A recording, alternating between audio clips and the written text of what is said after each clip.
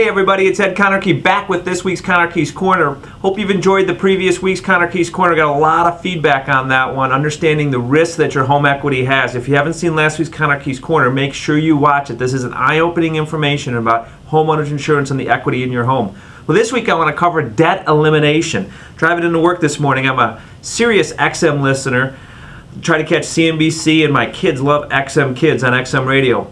But one of the commercials I hear all the time is a gentleman by the name of John Cum Laude and his debt elimination program. We hear this ad on XM syndicated all the time. And he promises you to eliminate all your debt, all your credit card debt, everything, including your mortgage. The more debt, the more we can help, John says. Well, obviously, it sounds wonderful. And this is something I've been very passionate about, that there are a lot of people out there pounding the table on debt elimination, that you will hit financial security when your debt goes away. Well, I'm here to tell you that, yes, some of that's true. There are some bad debts out there, and we'll talk about those. But all debt is not created equal. This is very important, that there's two types of debt, good debt and bad debt. Well, your mortgage is a good debt. You hear me talking about it all the time, and we're going to focus on why, really quick here, that the mortgage is totally different than everything else that's out there. Bad debt? Yeah, credit cards, personal loans. Those are totally bad debts. You should not carry those on a month-to-month basis. My credit card I use it all the time, but I pay it off in full every month. Borrowing somebody else's money for 30 days at no cost to me is wonderful, and then I get air miles on top of it. But I make sure I pay it in full. And in this month's statement is the new statements that are coming out with the new credit card rules that are out there. It even shows me that if I carry a balance or I don't pay a minimum payment, I have a 30% cost of interest. Can you believe that? And let me correct myself, it's not 30%, it's actually 29.99 is the interest rate. So obviously that's bad debt. But when we lump all debt together, I think we make big mistakes. And two people that are pretty famous, and a lot of you may have heard of, that do this all the time is Susie Orman. You've seen her before. She has her CNBC TV show. She's been on Oprah and in Oprah Magazine. And then Dave Ramsey, and you would see him from Fox Business. He's on the Fox Business channel and written several books as well. These two people are advocates on getting rid of all your debt, including your mortgage. And that's where I argue with them that that's not right for most people. And to prove it, I'm going to use an example. And when I use this example, I use it only as an analogy, and I do not use it to sound insensitive. That if these two individuals are correct, if Susie Orman and Dave Ramsey's correct, right, then how do we explain a homeless person? It's very interesting, right? I mean, think of a homeless person. They don't have credit card debt. They don't have mortgage payments. But unfortunately, they haven't had their problems solved because they also don't have any money, any wealth. So what we have to understand is there is bad debt and we need to focus on it, but we can't focus all of our energy on just debt elimination. We also have to understand the importance of what? Yeah, you got it. Wealth accumulation. In fact, I would rather have you wealthy with debt than it is the other way around. No debt and no money to fall back on. House rich and cash poor. We hear that all the time. And in fact, I argue that debt elimination is sort of like losing weight. We all see this Biggest Loser show that's so popular. We've seen so much about it lately. The Biggest Loser loses all this weight, but the question is, does he keep it off?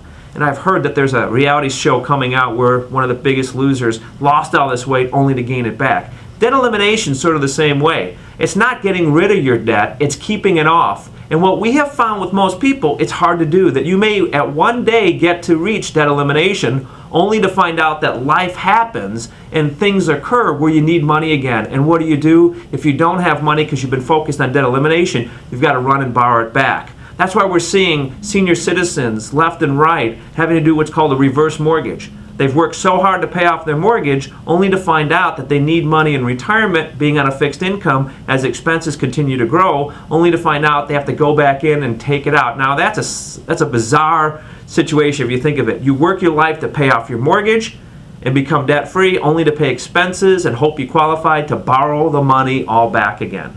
That's not proper financial planning. That's more of an emotional heartstring tug. Debt elimination. Sounds wonderful. Tugs at the heartstrings. How great of a feeling, owing nobody nothing any longer. The debt noose is off of you. It's no longer around your neck, but it doesn't play out financially. I'd rather have you have lots of money and a mortgage than no mortgage and no money. So what do? We teach all of our clients 4 important steps, and I'll be more than happy to go through this in your personal situation one-on-one. But just generically, what I teach all my clients holistically is to do 4 things with their money. 1, max out your retirement contributions at work with your 401k or 403b or 457 plan. And if you can still qualify to add to an IRA, do so. Max out retirement first, the best bang for your buck. 2, pay off that bad debt of credit cards and high interest personal loans that are not tax deductible and are high interest.